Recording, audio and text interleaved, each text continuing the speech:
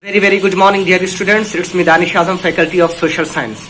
Dear students, today I'm going to restart the chapter Power Sharing, and there are 4 questions today, and these 4 questions are very important in this chapter. So first question is, what are prudential and moral reasons of power sharing?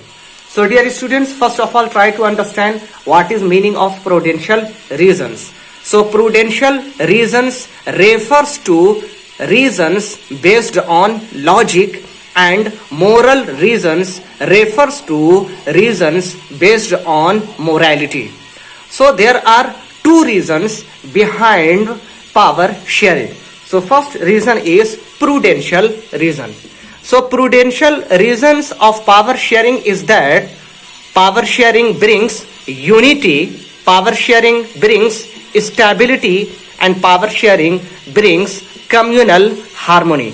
It means that if power is not shared equally among different sections of a society within a country, so unity of that country will be undermined.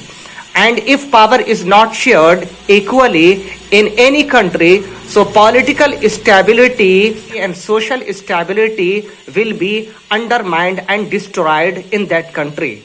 And if power is not shared in a country, so communal harmony of that country will be also disturbed, will be also demolished. Understood? And problem between different section of society will emerge that will lead to the destruction of that country. Okay, moral reasons. First, moral reasons are those reasons that is based on morality. And in a democracy, country belongs to everyone. Therefore, morality says that power should be distributed equally among all sections of society. Okay, and power sharing is also very important because power sharing gives chance to common people for participation in the government. And if power is not shared among different sections of society, so common participation will not be achieved within a country. I'm going to describe question number 2. Differentiate between horizontal and vertical distribution of power. If power is divided, if power is distributed, if power is shared among different organs of the government, so this distribution of power is known as horizontal distribution of power. For example, if power is divided between executive, between legislature, and between judiciary, so this power distribution is known as horizontal distribution of power.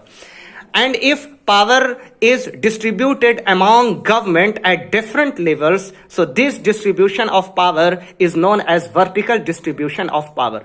For example, if power is divided between central government, between state government, and between local government, so this distribution of power is known as vertical distribution of power because it is divided among government at different levels.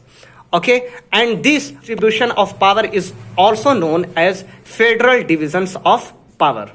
Now I'm going to describe question number 3. What would be example of power sharing among different social groups?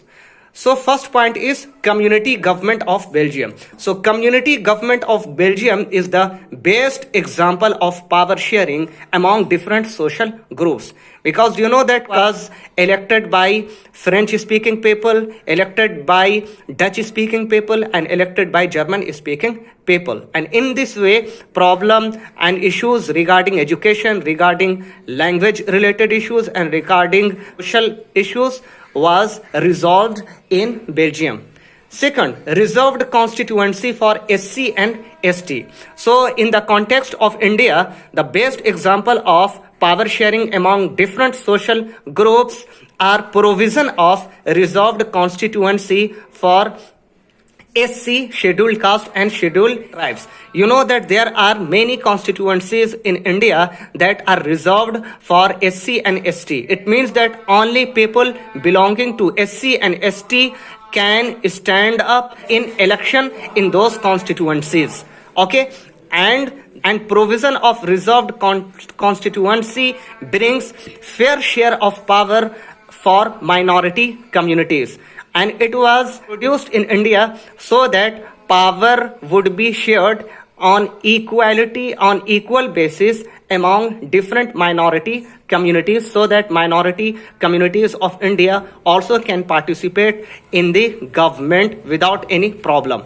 Next question is, differentiate between sharing of power between political parties and between pressure groups.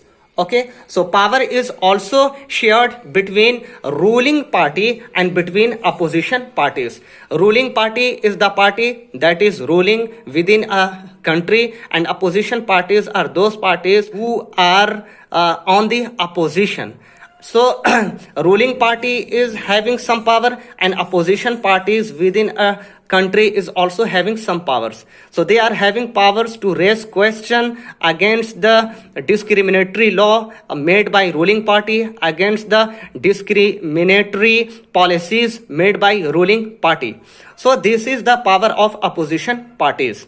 Okay, and you know that there are different unions like trade union, student union, Kisan union. So although they are not political parties, but they are having some influence on decisions and on government. Okay, so so problems related to farmers is raised by Kisan union. Issues related to trade and commerce are raised by trade union. So these trade unions, state unions and Kisan unions are also having some power, and with the help of their power they also influence decisions of the government, although they are not participating in election. But apart from that, they are having influence and they are having power to influence decision of the government. So these trade unions, student union and Kisan union are also known as interest group. So so power is also shared between political parties and between pressure groups. So these are few example of power sharing, and I hope that you understood all the points. So thank you. Bye for now. Khuda Hafiz.